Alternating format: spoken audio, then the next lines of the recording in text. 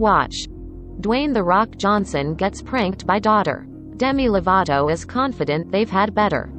After an Instagram account asked followers to describe their last relationship in 3 words on January 24, the singer, who split from fiancé Max Ehrich in July 2020, replied, "My vibrator's better. They did just release their own vibrator, so they know what's up." The stone-cold and hilarious comment nearly gave followers a heart attack. "Shady AF," one commenter wrote. "I know that's right," added another, "I wish I could heart this 1,000 times. Sorry, not sorry, but the 29-year-old has no regrets, especially since they are thriving being single. Obviously I cared deeply about the person, but there was something inside of me that was like, I have to prove to the world that I am okay," Lovato told Entertainment Weekly last March. "Now that I am not engaged or married and I am okay, I am like, wow. Isn't that so much more empowering? It's not this false sense of security. I don't need an object on my finger to make me feel like I've got my ST together." In fact, Lovato has done more than pick up the pieces and move on. They've really found themselves, noting the breakup led them on a path in discovering their sexuality.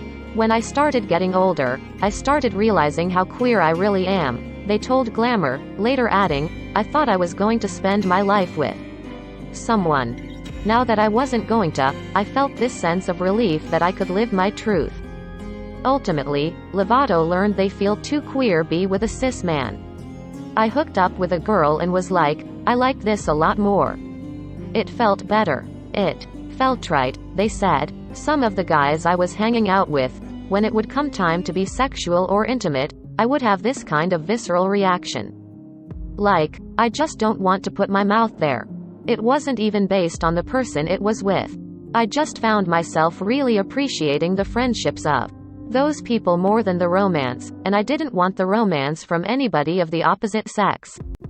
Next came a better understanding of their gender identity, sharing in May that they identify as non-binary. "The dissolvement of that relationship was actually probably the best thing that's happened to me, because of what that led inside of myself," they said. At the 19th Represent Summit in August, later adding, "When I said goodbye to that relationship, I also said goodbye to everything that was holding me back from being my most authentic self.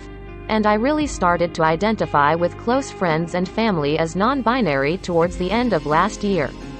And yeah, it was the dissolvement of all things that had held me back from identifying as the person I do today."